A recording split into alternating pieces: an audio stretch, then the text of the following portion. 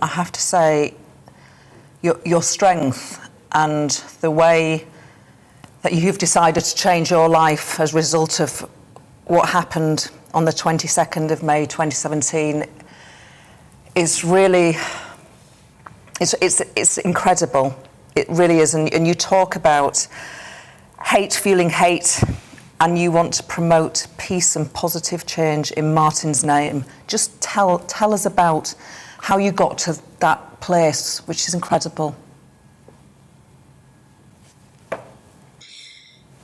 Yeah, do you know what? It was basically a decision I made very soon after Martyn died. I had the option to go into bitterness, anger, and into a really dark place in my soul and my heart. But I decided that I can't do that. I don't want to do that because, first of all, Martyn was so life-embracing. He was such a positive, kind guy. He would have hated me to go down that route. But also, I have 4 other children. I have grandchildren. I've got a husband. I still need to function in the roles as wife, mother, and grandmother, and friend, and all the other roles I play in my life. And to be fair to all of them, I just decided to stay as strong as I possibly can, as resilient as I possibly can, and I'm probably now more Martyn's mum than I ever have been. Gosh, that's astonishing. So you're clearly not a person to boast, but just to remind our viewers, you studied for a degree in criminal justice following this huge tragedy to your family. You then attended a concert about a year or so after that tragic attack at the Manchester Arena, carrying a backpack. The backpack wasn't searched. You launched a petition. You've launched a campaign for what you've called Martyn's Law, forcing venues to act on advice to implement counter-terrorism measures. What's the status of Martyn's Law at the moment, Figen? And also, just to Gloria's point, how did you find the strength to do all that as a grieving mum?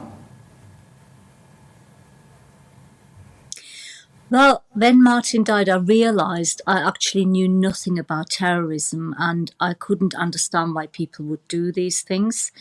So I had this, because up to that point I saw it in news articles on the news and stuff, terrorist attacks. But I always thought naively it happens to other people in other countries, in big cities.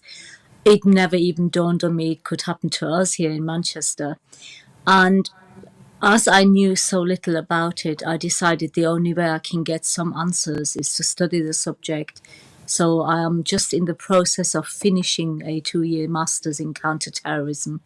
I now know a lot more about terrorism in general, and I'm continuing learning.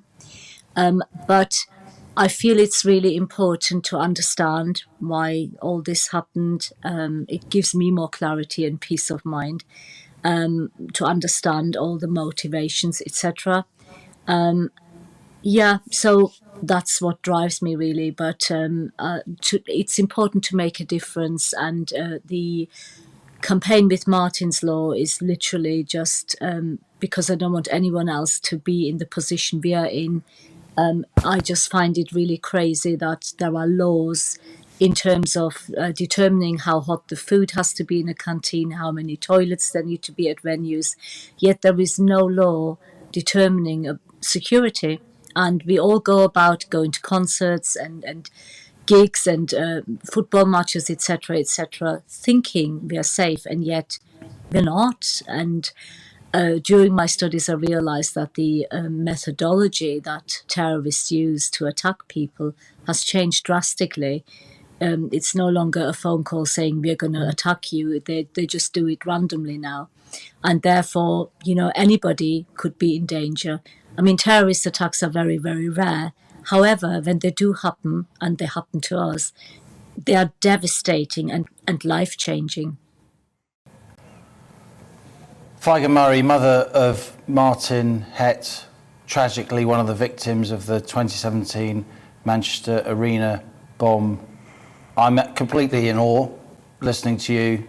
I have 3 kids. We're seriously moved on this sofa by your incredible example and your courage and we wish you all the very best, and thank you so much for appearing with us today and sharing your story Thank you. with us and the viewers of GB News. Thank you so much. Thank you. It's been an honour to talk to you. Thank you very much. Thank you.